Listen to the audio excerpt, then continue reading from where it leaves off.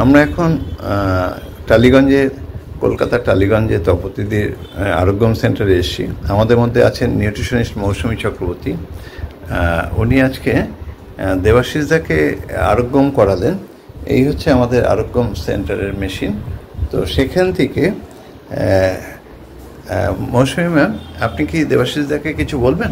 হ্যাঁ, অবশ্যই।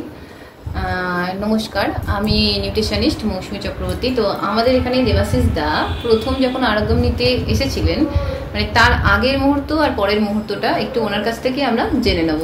তো দেবাশিস দা, আপনি বলুন আপনার। আমি দেবাশিস বিশ্বাস, ঠাকুরপুকুরে থাকি। তো এই মৌসুমীদের হাত ধরে আমি বিজনেসটাতে মানে এই সেন্টারে এসেছি আমি। তো আমি আমার জিবি সিনড্রোম হয়েছিল, একটা রেয়ার অসুখ। সেটা হচ্ছে টোটাল বডি প্যারালিসিস হয়ে গেছিলো, আমার সেন্ট্রাল বডি প্যারালিসিস হয়ে গেছিলো। তো এখন অনেকটা ভালো ছিলাম, কিন্তু তথাপি আমার হাত পা কাঁপা বা আমার দুর্বলতাটা, পায়ের দুর্বলতা বা হাতের দুর্বলতা, এগুলো কিন্তু যায়নি, বা হাত কাঁপাটা যায়নি। তো দিদি যখন নিয়ে এলো, তো আমি এর মধ্যে আমার অনেক স্ট্রেস ছিল, মানসিক নানা রকম যেটা থাকে।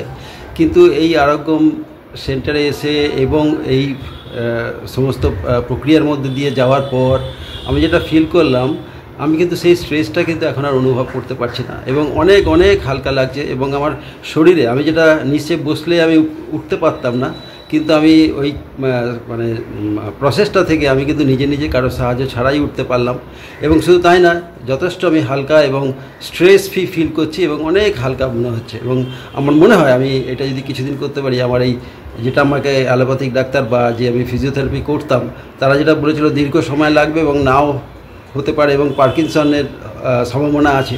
কিন্তু আমি এখানে যে প্রথম দিনেই ফিল করলাম, এবং দিদি যেভাবে বলে আরোগ্যমে যেটা ফিল করলাম, যে আমি এর থেকে সুস্থ হতে পারবো প্রথম দিনেই এতটা পরিবর্তন। সুতরাং আমি বিশ্বাস করি এই সিস্টেমের মধ্যে দিয়ে আমি সম্পূর্ণ সুস্থ হতে পারবো। Thank you.